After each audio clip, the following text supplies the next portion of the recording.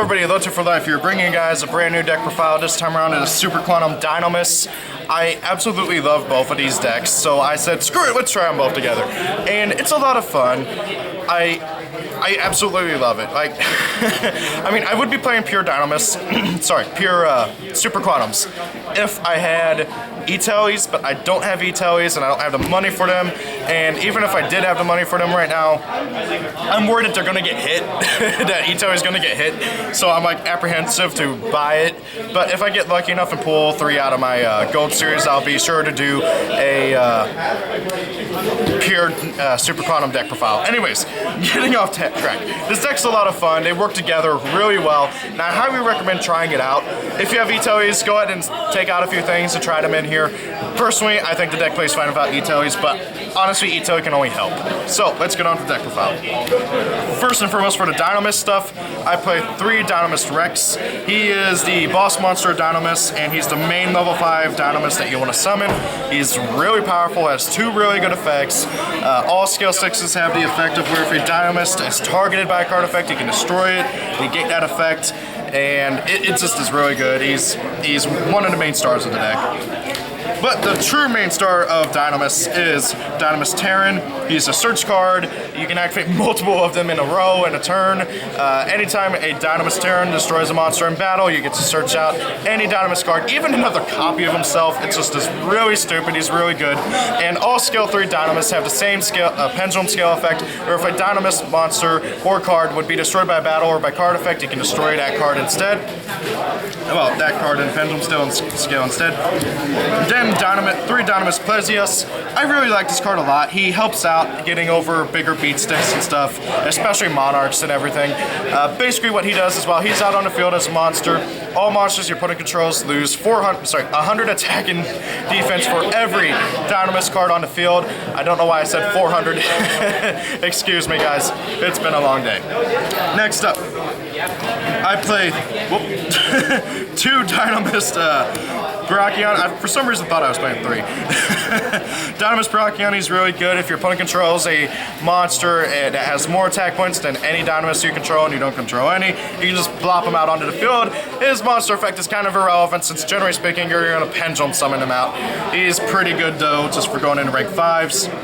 And then 2 Ceratops, because if you control if you control a Dinomist monster, you can just plop him out onto the field. Again, it doesn't really matter because generally speaking, you're going to be pendulum summoning him, but it still helps out going for rank 5s.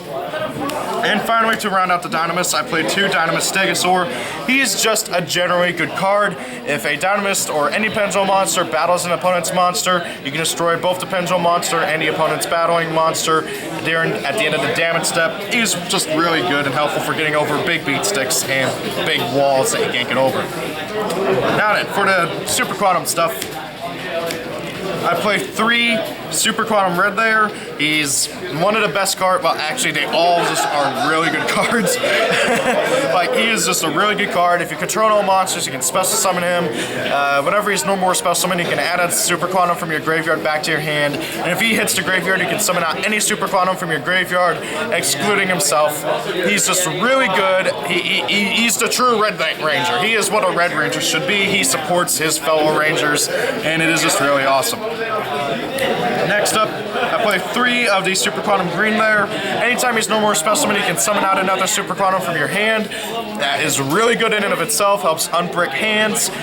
He has another really good effect where if he's sent to the graveyard, you can discard a Super Quantum, draw 1 card. That usually generally triggers that Super Quantum's effect. I like him a lot. He's just really good for going into rank 4s.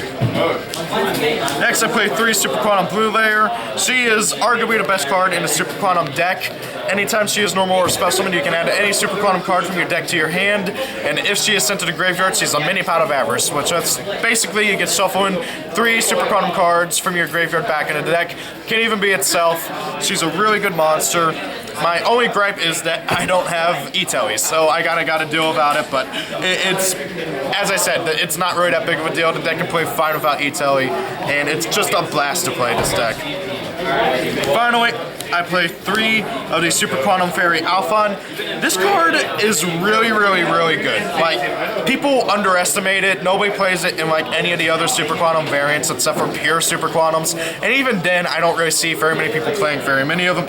And I just feel like it's severely underestimated. So it has 2 really good effects. You can tribute it off, special summon, you select 3 Super Quantum monsters with different names, can even be itself. Generally speaking though, you want to select the 3 different rangers. Your opponent picks 1 at random, that monster gets special summoned, the other 2 get sent to the graveyard. Obviously that triggers the monster that was special summoned's effect, and it triggers the 2 that were sent to the graveyard's effect as well.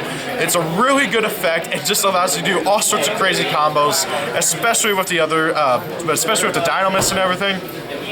Generally speaking, this is the card that you want to use your normal summon on, that or blue layer, obviously for searching, and then you want to pendulum summon out the other guys. It's a really good card, and I like it a lot. It has another good effect where you can target 1 Super Quantum on the field, and all monsters you control become that monster's level, just allowing you to go into multiple rank 3s, multiple rank 4s, multiple rank 5s, or heck, if you really wanted to, you can even target itself and make everybody level 1, and go into a lot of shenanigans with that. Now for the spells, I play 3 of this Super Quantum Field spell. Basically what this card does is you discard a card, you target 1 of your Super Quantums, and you turn it into the Xyz that is the same as attribute as that. So you target blue layer, you turn it into Grand Pulse, you target green layer, you turn them into Ouroboros, and you target red there, sorry, I couldn't remember his name, and you turn him into Magna Liger. It's just it's a really good card. People thought it was once per turn, but it's not, so it's even better than people thought it was. And additionally to that, you can send it to the graveyard, target 1 of each of the different mini guys, Grand Pulse, Ouroboros, and Magna Liger, and kind of like combine them into the big Megazord. It's basically, if you've ever seen Power Rangers, it's them combining to form the Megazord, and it is just really awesome. You can do that from your field or your graveyard, and it is just, it basically says you don't care if your guys die because you can still turn them into Great Magnus, and it is just a really awesome card overall. Next up, I play 3 Dinomist Charge. When you activate this card, you add any Dinomist monster from your deck to your hand. You can only activate that once per turn, so you can only activate 1 per turn. And also, once per turn, during your player's turn, whenever a Dinomist Dinomist monster goes to your extra deck, you can add that monster to your hand, and that is a mandatory effect. It's kind of annoying, but however, this card is still really good. You get to search, and it allows you to keep your hand advantage. Really good card overall. It has some nasty combos with Wavering Eyes. That's all I really gotta say about that. So, next I play 3 MST. Twin Twister is not a good idea in this deck except for inside. Really the only cards you don't mind discarding are the Super Quantums, and generally speaking you don't want to discard them because you want to trigger their on-summon effects. So I play MST instead. I do have to say though, side 2 or 3 Twin Twisters, because back row is a pain to deal with in this deck, especially if you're doing against Monarchs, because they activate that field spell, you ain't gonna do anything. Next I play 3 Wavering Eyes. This card is, of course, a mandatory staple at 3 in every single Pendulum deck. I don't care what people say, you need it in 3 in Pendulum decks. And then 1 for 1 to get out Alphon, because you just allowing you to get stuff Alphon out. Don't have to use your normal summon.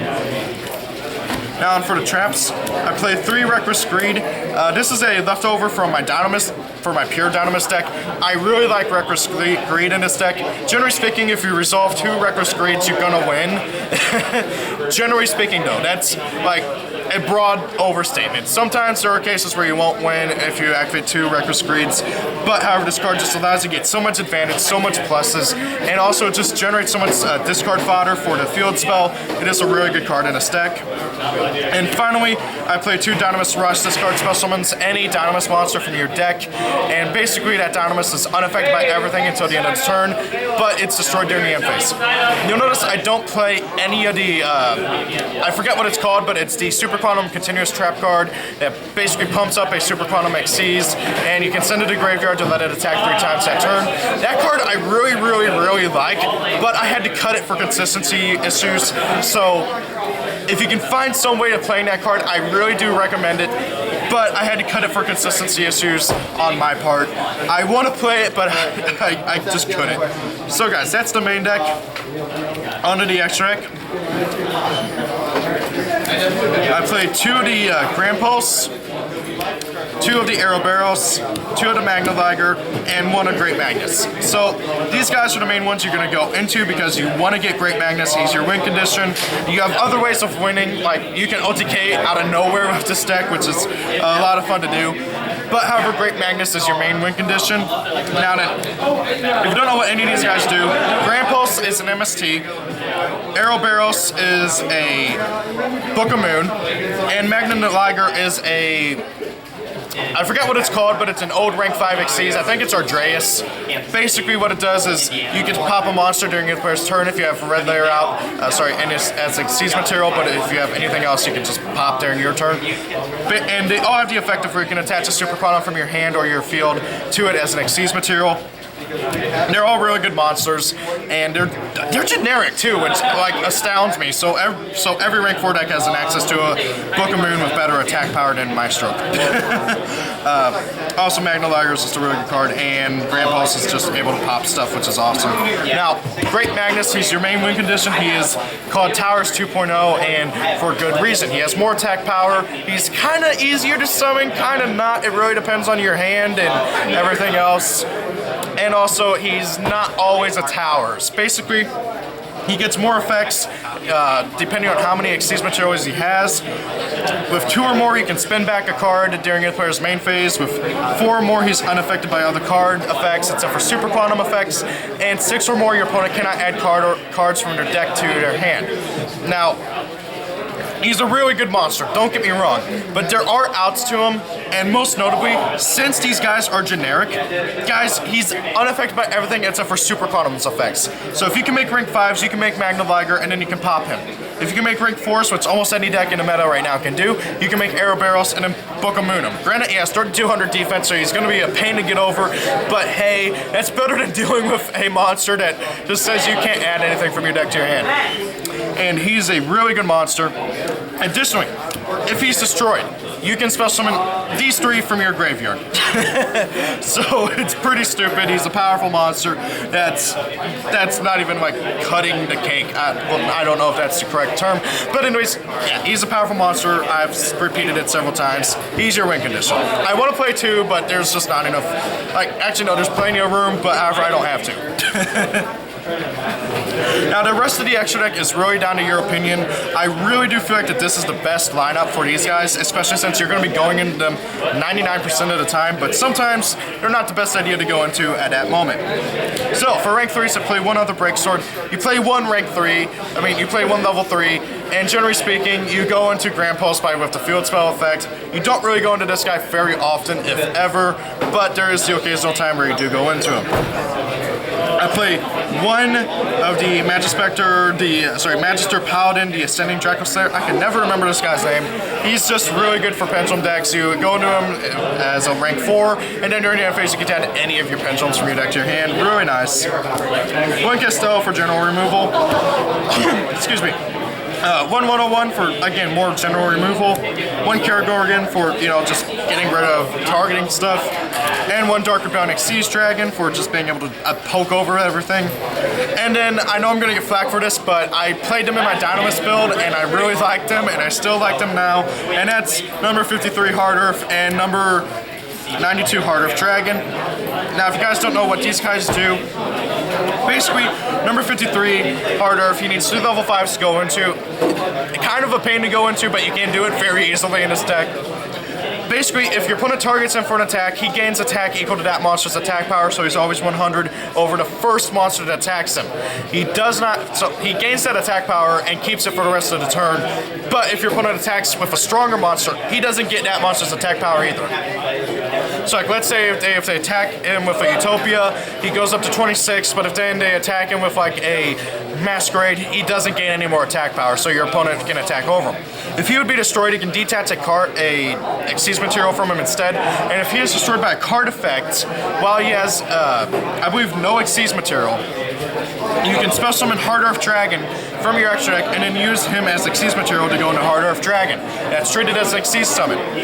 Heart Earth Dragon is a U-Bell. If he battles an opponent's monster, your opponent takes damage instead, you don't take anything. He cannot be destroyed in battle, and during the end phase of your opponent's turn, you can detach Xyz material, banish all cards your opponent set or played that turn that is on the field. So if your opponent set 5 back row, summoned 2 monsters, and left them all on the field, you can detach Xyz material, banish all 7 cards. That is really stupid. Also, if he's destroyed by a card effect while he has an Xyz material, you can special summon him from your graveyard. Then he gains 1,000 attack power for each banished card for each card currently banished. So let's say you're dueling against Cosmos, they have 5 cards banished, and your opponent pops him with Dark Destroyer. Oh hey, he comes back with 5,000 attack power. He's a really powerful monster, and he's a pain to deal with. He punishes your opponent for destroying him by card effects, and he punishes your opponent for trying to attack him. And heck, you can attack him, you can attack with him too and do damage that way. I really like this card, and I wish there would be a rank 9 spam deck someday. Come on, Konami, please. So guys, that's the deck. I hope you enjoyed the deck profile. Thank you for watching. Tell me what you guys think. Tell me what you guys think I need to improve on. And yes, I know I need detailers, but I'm gonna wait and see if they get hit by the ban list. I mean, I plan on buying a box of premium gold, and if I pull them out of that, hey, whatever. But if I don't, oh well. So guys, thank you all for watching. Hope you enjoyed the video. And please, again, comment what you think of the deck and what you think I need to change around. See you guys later. Peace out.